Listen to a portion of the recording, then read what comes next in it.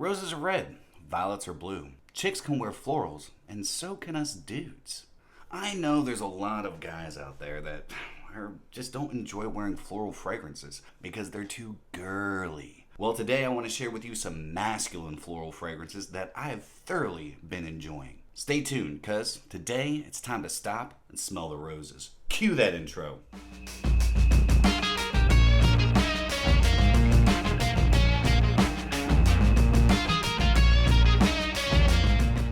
What's going on, my beautiful fragrance family? I hope each and every one of you are doing fantastic today, and welcome back to My2Scents. My name is Brian, and this is the channel all about helping boost your confidence through the art of fragrance and helping you become a lasting scent memory.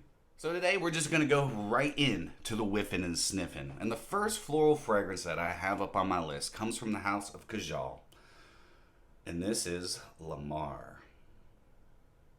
Now this is a fruity floral fragrance. I'm not going to go too in depth about all the ingredients and accords and notes in them, but I'm going to talk to you about the predominant florals that you're going to be getting out of them and why I think it's masculine and what makes it masculine. First and foremost, you're going to get pineapple in Lamar, and a lot of fruity pineapple, and also some red berries. But then, shortly into it, you're getting two different types of rose, Bulgarian rose and Turkish rose. And that combination of rose gives it a nice sweetness, but not an overly sweet, powdery, feminine rose, because it's a little bit more masculine because it has some jasmine sambac in it, kind of supporting and adding a bit of a green freshness to it. Also adding a little bit of an indolic quality. You also get some magnolia, so adding a nice white florality with that jasmine sambac. In the full dry down, you're getting some really nice woods, a sweet vanilla, and musks, and loads of musks. The woods, the way the musks are done, really create this nice masculinity to it. Now, I know this smells really good on the ladies, but also men, your skin chemistry, the way that you're built, the testosterone flowing through your veins helps certain fragrances smell different, more masculine on your skin. I love the performance out of this. I get an all day 8 to 10 hours of longevity, great projection within the first couple hours. But I love the DNA of this fragrance. A lot of people talk about that pineapple, and that's really all they talk about. They don't really expand too much on the beautiful rose and the florals that really make up the interior of this fragrance. So the first one on my list, if you're looking for a nice fruity masculine rose, that does have a nice feminine side to it. Because guys, women don't mind you smelling a little feminine. I promise you that. If anything, they're going to be like, ooh, hey, you know what? I could rock that. Let's check out your fragrance collection. Said no woman ever. You never know, you might find that certain someone. So first up on my list, I'm going with Kajal Lamar. This next one comes from House of Aaron Terrence Hughes.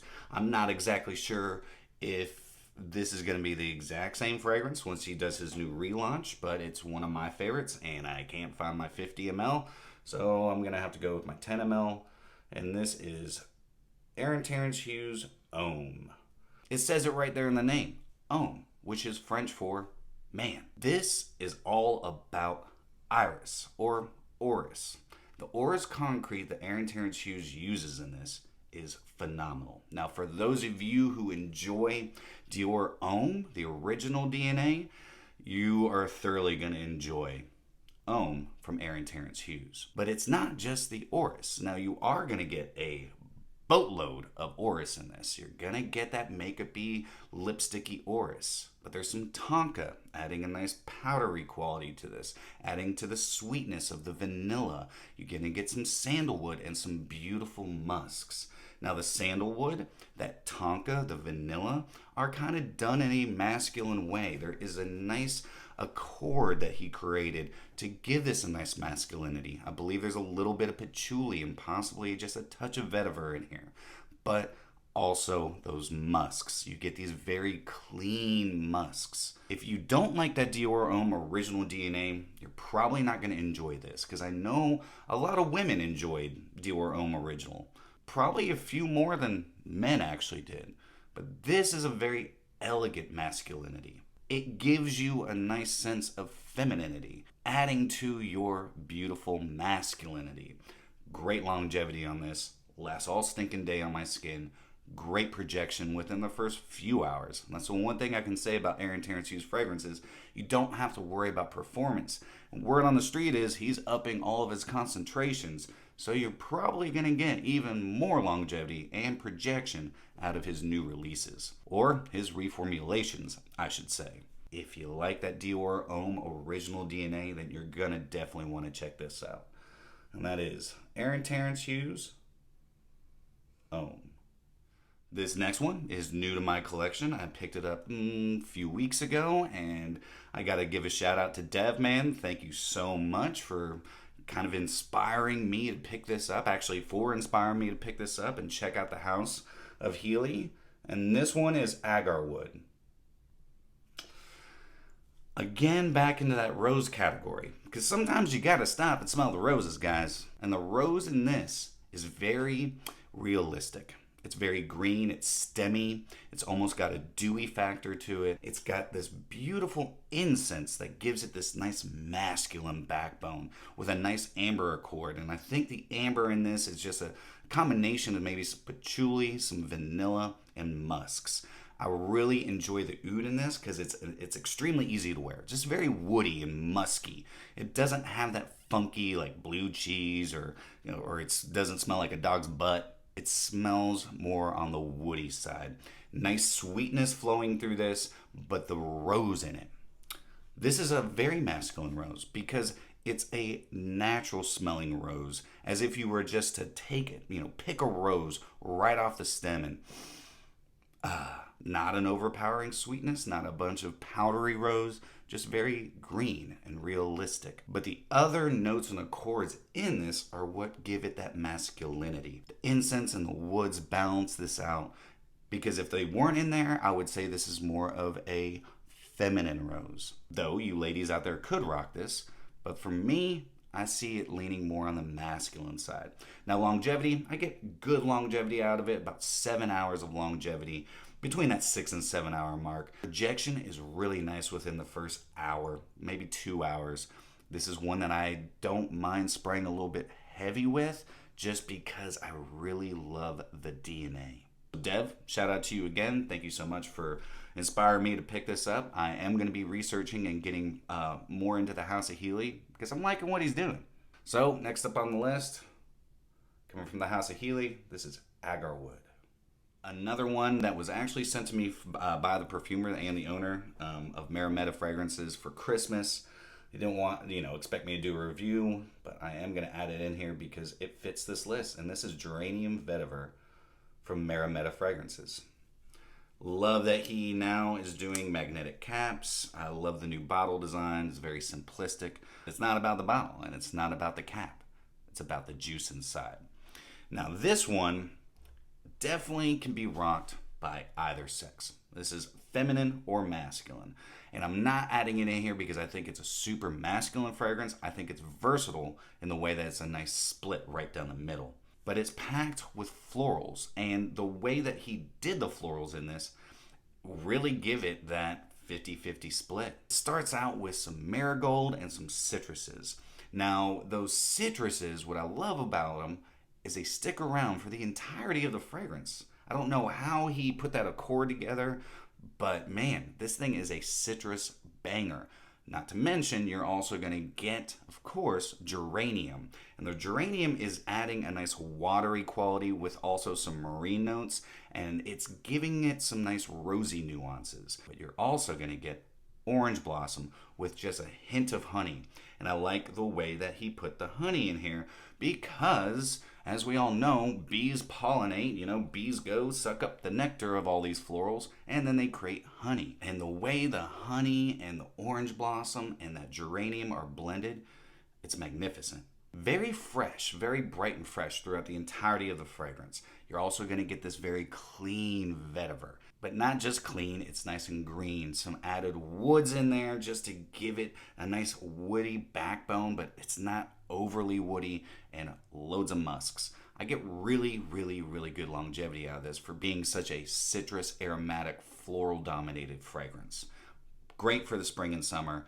Great to just put a smile on your face. This is one that if I'm having a down day, which I've had a few of those in the past couple of days, I decided to rock this, and it kind of puts a smile on my face. Projection is really nice within the first hour, then it kind of just settles down, but you do get a nice sillage. I look forward to seeing what this does in the spring and summer, but for now, it had to be on this list because, again, it's a 50-50 split. I think this can go either way. I think women are going to love rocking this, and I think there's a lot of men out there who can appreciate and who appreciate floral fragrances that would really enjoy rocking this. So next up, Meremeta fragrances, Geranium Vetiver. Oh, and not to mention, these 50 mLs are like $64.99. Stupid cheap. Next up, you've heard me talk about this fragrance a lot. It is one of my favorite summertime studs that I enjoy rocking, and it comes from the house of Bortnikoff, and this is Amber Cologne. Now, this goes back into that fruity florality, but it's actually a fruity floral. It's frangipani. Now, you get this beautiful tropical citrusy feel from the frangipani. But then you're going to get a buttload of citruses. And I'm talking like grapefruit and lemon and bergamot, maybe a little twist of lime in there just to pop everything off. But I love the grapefruit in this. Awesome. Further into it, that frangipani kind of starts fading out and you start getting this beautiful jasmine. And it's not an indolic jasmine. This is more along the lines of being a nice green, fresh jasmine. So it has this really nice, fresh, aromatic florality. Then further into it, you're getting into some really nice woods and natural ambergris. It's got a nice salinic quality to it. It has a little bit of a touch of an animalic quality to it, but the way it's blended with those musks and the woods gives it that nice masculinity, all blended together with those beautiful florals and citruses. I get really good longevity out of this, though it does do a lot better in the spring and summertime when it's nice and warm outside or nice and hot. This thing just catches the air and, man, creates a beautiful sillage. I would say I get about 7 to 8 hours of longevity, and for a Bortnikoff, that's really stinking good.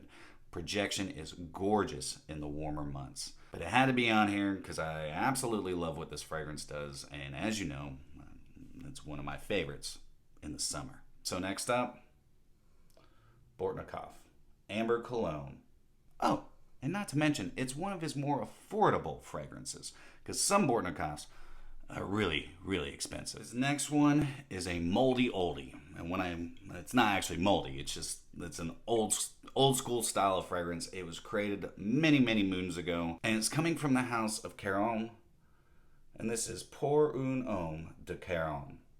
Now, this is an eau de toilette concentration, but this is the epitome of a lavender heavy fragrance. I love the lavender in this, and I love that there's a nice spiciness to the lavender coming from some rosemary, but there's not just lavender. You're getting a little bit of an creaminess from not just the lavender, but some heliotrope. This gorgeous vanilla. Oh my God, I love the vanilla in this. And for an eau de toilette, this actually has some really nice longevity. Now, projection, it's great in the first 30 minutes. This, though, there's just something soothing about it. You get some really nice musks in here, giving a little bit of lift, but really just adding to the masculine characteristics of this fragrance. The lavender, though. Lavender, vanilla, and musks. It's gorgeous. And not to mention, this thing is stinking cheap. You can find a 100 ml bottle just like this for like $35-40, which in my opinion is great. You might even be able to find it cheaper than that. But Pour un Homme is a classic. Now, you have to enjoy more of those old school masculine fragrances. But for me, this definitely does the trick. When I'm looking for something just to put a smile on my face. Now, again, not the longest lasting fragrance, but in my opinion, totally worth a whiff and sniff. So next up on my list, Pour un Homme de Caron by Caron. This next one is a dupe. Just gonna throw it out there. It's a clone. But it's a clone of a classic that was built in the 80s. And that classic being Green Irish Tweed by Creed. Or Cool Water, whatever. But Green Irish Tweed came first. And this is coming from the house of Haramain, and this is Amber Oud Carbon Edition. Now, I'm going to say this. The note breakdown that they have on Fragrantica, I don't know if, I mean, sure, it could be what they're saying is on Fragrantica. But I believe that this is more along the lines of the actual DNA that is green Irish tweed. Because this smells very close. Not 100%. The opening isn't as bright and bold and just masterfully put together, but it's really nice. Nice citrus up top. Probably coming from some bergamot. Definitely believe there's some lavender in this. I also think there's some lily of the valley. So you're getting this really nice, soapy, fresh, almost like you're walking in the fields of Ireland, smelling the salt in the air coming off of the sea. Very green, very soapy, fresh, and green. Now, a lot of people compare green Irish tweed to Irish Spring soap. I would say the same for this. And I like Irish Spring. I used it forever when I was like going through high school and probably a little bit after high school. I just love that scent profile. There's also some clary sage in here, adding that nice masculine feel, some oak moss, some woods, and a nice amber accord, adding a nice sweetness to it. But not a whole lot of sweetness. This is just kind of there to balance everything out, because if that sweetness wasn't there, this would just be a completely soapy green fragrance. But in my opinion, this is a very masculine fragrance. An Amber Oud Carbon Edition, the longevity is stupid, especially compared to newer batches of green Irish tweed. This is also, I don't know, $300 cheaper, because you can get these for about anywhere between $45 to $70, depending on where you find them. But if you want that green Irish tweed DNA and you don't want to break the bank, then definitely check out the last one on my list, Haramain Amber Oud Carbon Edition. So there it is. There are some masculine floral fragrances that I thoroughly enjoy rocking and have been enjoying rocking. Let me know down in the comments what some of your favorite masculine floral fragrances are. I'm always curious to know what your 2 cents are. But that's it. I hope you all enjoyed today's video, and if you did, do me a favor and like, comment, share, and subscribe. And always remember, you are stinking beautiful. And until next time, happy scent trails.